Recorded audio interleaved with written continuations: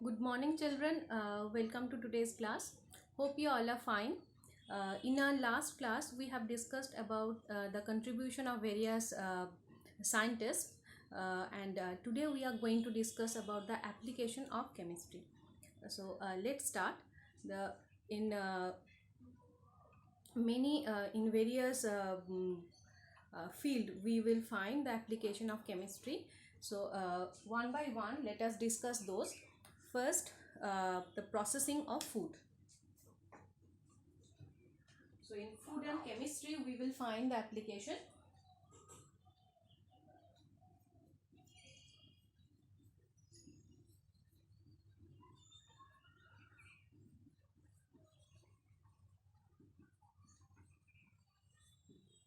So our today's topic is application of chemistry.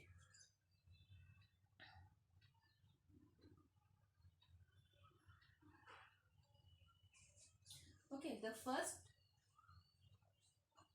point which we are going to discuss, that is in food. So and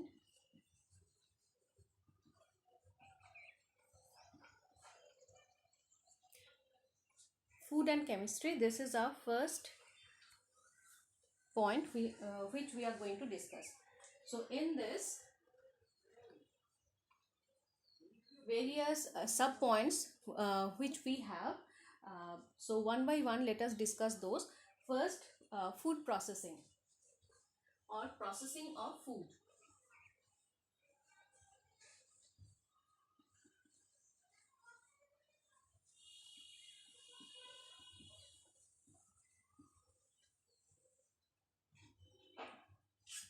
The food which we consume every day, that reaches to us after going through many steps of chemical process. Okay, for example, we can say the milk which we are getting. Okay, along with the milk, this milk is many milk product, the product which we are getting from milk, like cheese or yogurt or butter, cream, all this go through some many chemical processes. Milk, these are actually these products we are getting from milk. Okay, milk is processed, many steps are there, and after processing we are getting cheese, yogurt or cream or butter from milk. So this involves this application. So in this field, chemistry find its application. So in processing of food, we can say that there are many. In this field we are getting the this chemistry find its application in this part. Okay, along with that we have different sauces like tomato sauce or cheese or this pasta sauce or any other chili sauce, and many kind of sauces are there. Okay, jam, jellies are there. So all this food stuff will go through some chemical processes, and after that only we are getting those. Okay, we are consuming those, but before that they have to go through different chemical processes. So these are the processed food, we will say. Okay, and so in processing of food we can see these products, the milk product which we are getting, or the jam, jellies or different kind of sauces, this find its application in this part. Okay, so this is the processing of food. This is the processing of food. Next, point B. Here we will get the food storage and preservation. So this point we can write as food storage and preservation.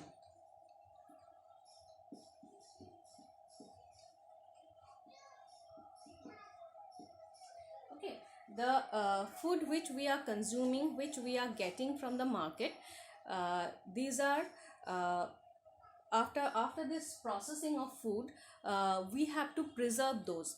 Okay, like there's different pickles or jam jellies or uh, certain potato stuffs and all. Okay, chips and all this will go through this preservation technique, or uh, food storage is mainly to so that we can consume the food uh, after a long time. Okay, that means this will increase the shelf life of the food, so that for a long time we can consume the food, or this will, in a convenient way we can have those, or in our convenient time we can have those. Okay, which we cannot do with the fresh food stuff and all.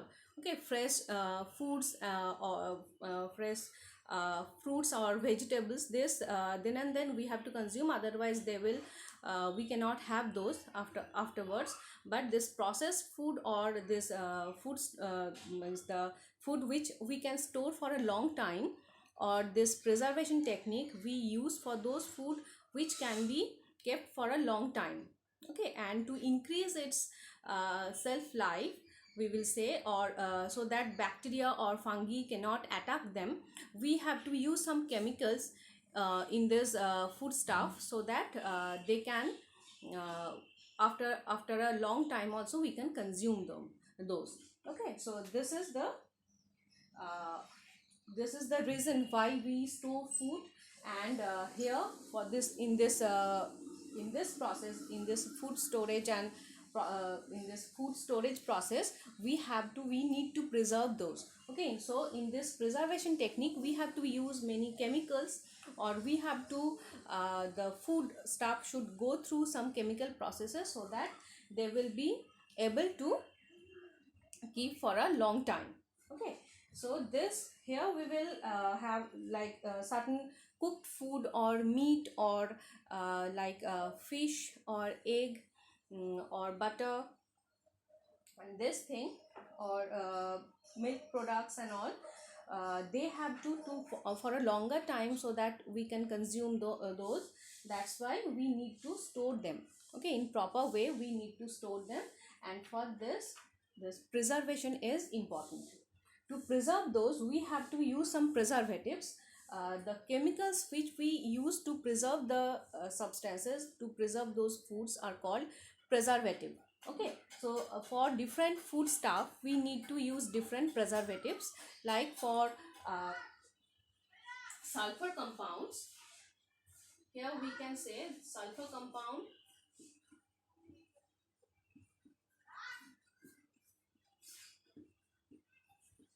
This we use to for wine or food dried fruits, or fruit juices. For them we use this sulfur compound. So this compound, sulfur compound, we use to preserve certain dry fruits, or fruit juices, or wine, etc. Okay, next we have sorbic acid.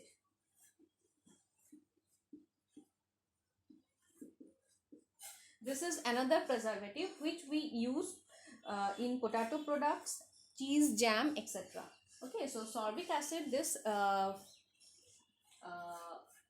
preservative we use in potato products, or in cheese or jam. Next we have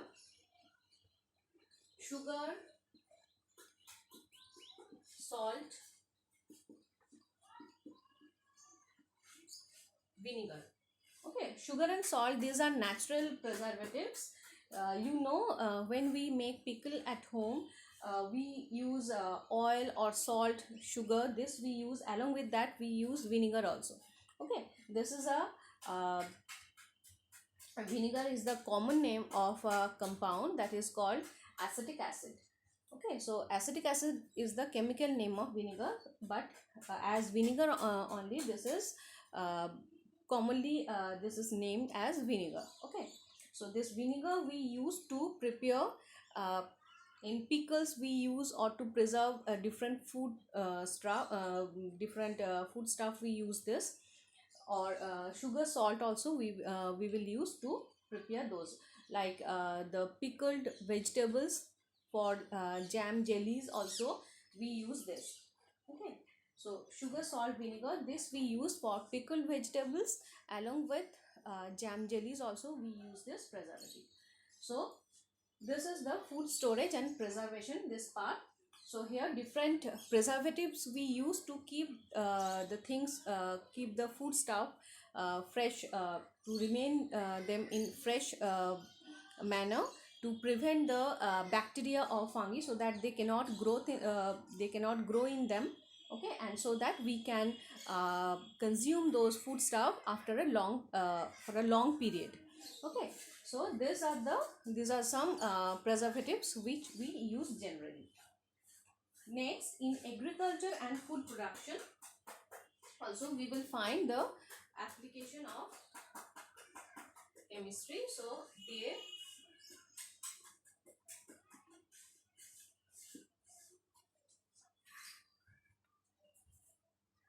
agriculture and food production.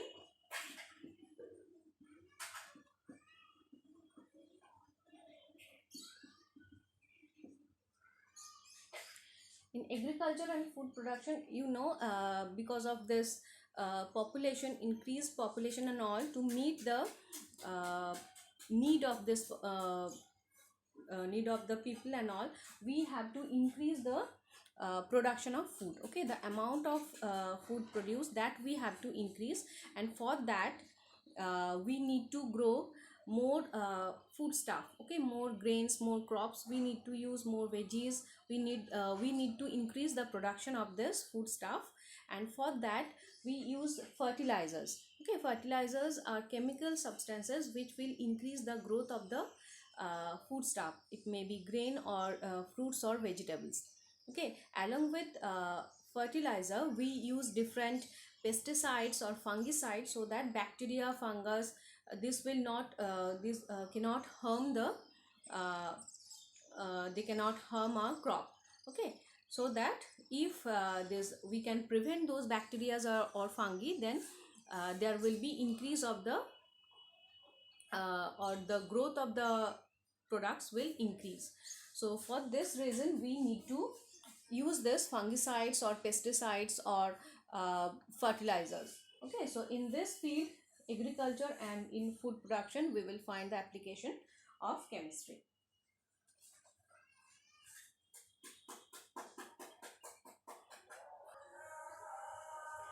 Next we will discuss about the cosmetic industry.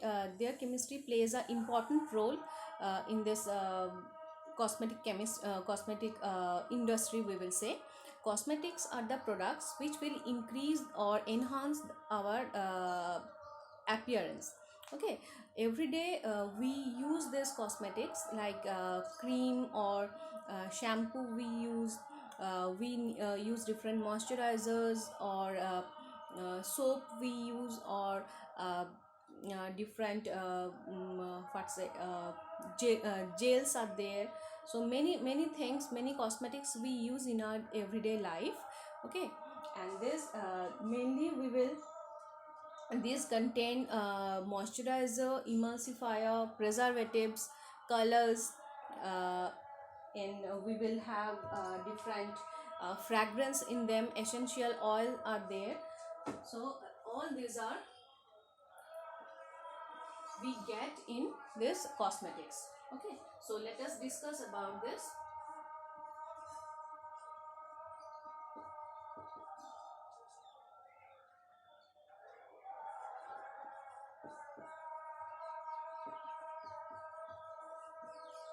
Cosmetics and chemistry. So here we are the main a very well-known cosmetic which we use, that is called talc. Okay, talc is nothing but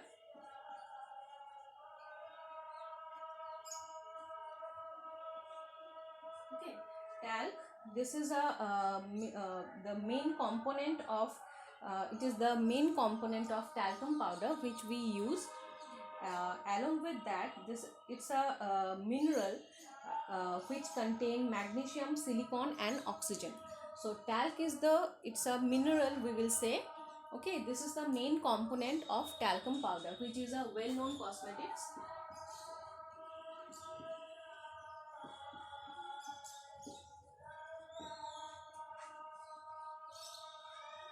Okay, this is the talcum powder. Okay, in talcum powder, the main thing which we will find, that is talc.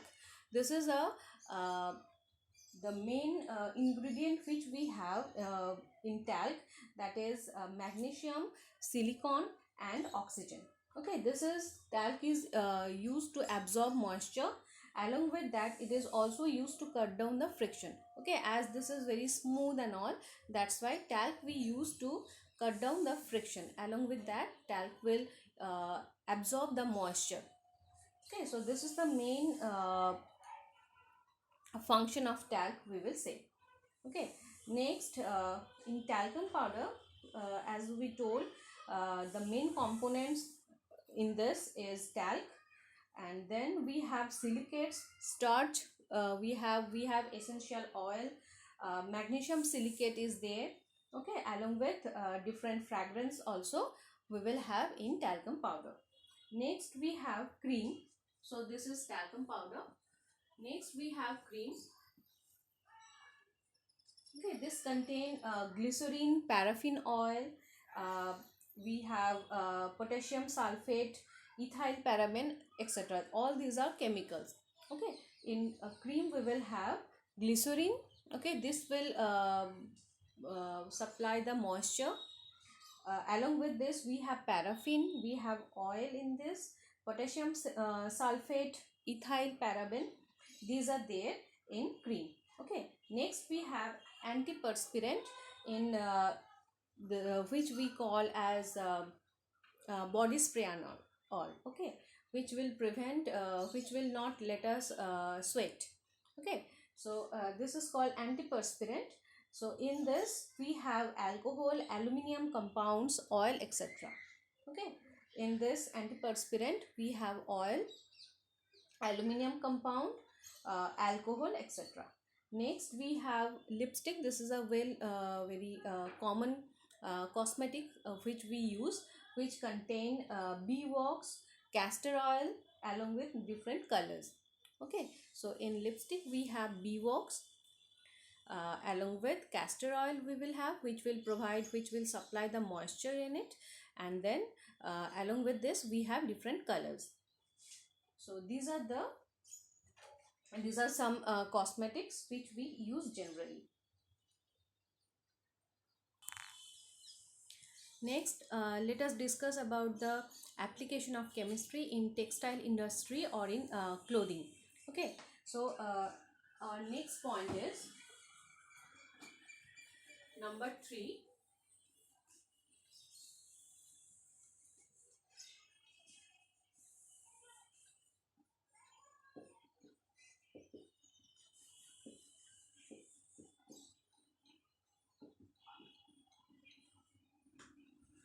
Clothing and chemistry.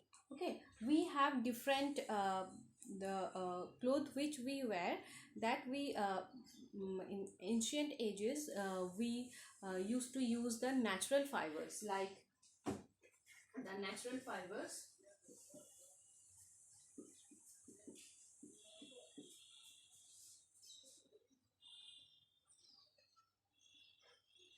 like we use cotton, wool, we cotton, wool, silk. Okay, we have jute. Okay, cotton and jute, this too we get from plants, and wool and silk we get from animals. So these are the natural fiber which we use. After that we have some later on scientists, they invented some uh, this artificial fibers. Okay, these are the natural fibers. Some artificial fibers also they have invented, they made in different in laboratories, which we will call artificial fiber. So that include uh, nylon or rayon or polyester. Okay, these are the synthetic fiber we will say.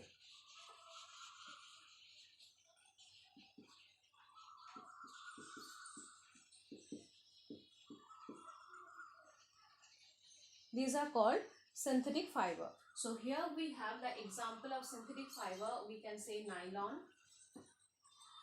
polyester,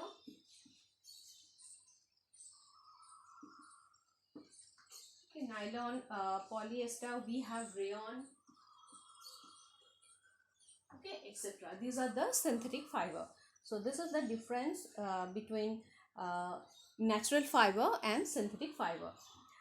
The synthetic fiber, the first synthetic fiber which was made from polymers, and it was made by the scientist Carothers.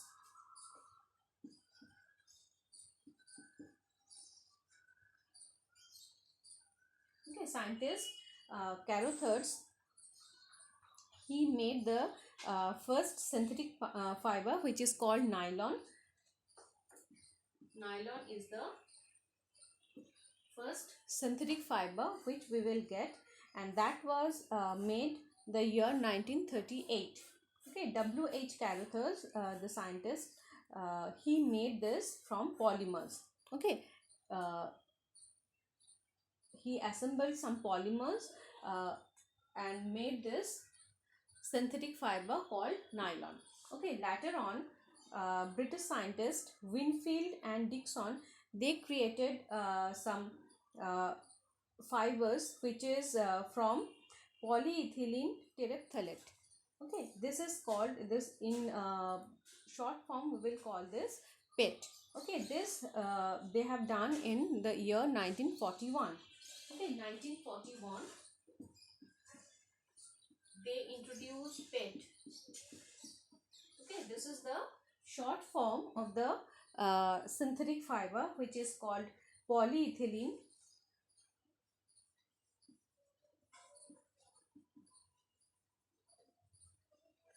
Polyethylene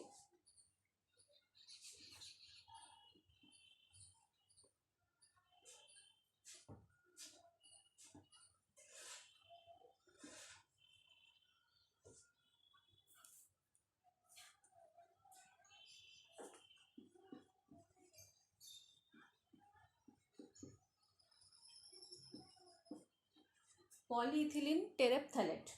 Okay, this is called in short form, this is called PET. This is for poly, this is for ethylene, E for ethylene and T for terephthalate. From this, this is the basis of many synthetic fibers like Dacron or terylene or polyester we can make from this PET. Okay, so this is the basic unit of this synthetic fibers. From this we can make Dacron, terylene or polyester. Okay, so these are the application of chemistry in this clothing industry or textile industry. Okay, so we have natural fiber which are having example with cotton, wool, silk and jute.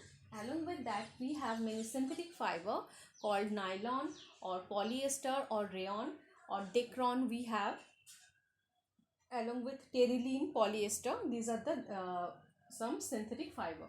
Okay, so both are important in this in textile industry. So today after this the next few points we have which we are going to discuss in our next class. Okay, till then you go through this, so many examples, so many important things we have read today. So you go through this and practice those. So today up to this, take care.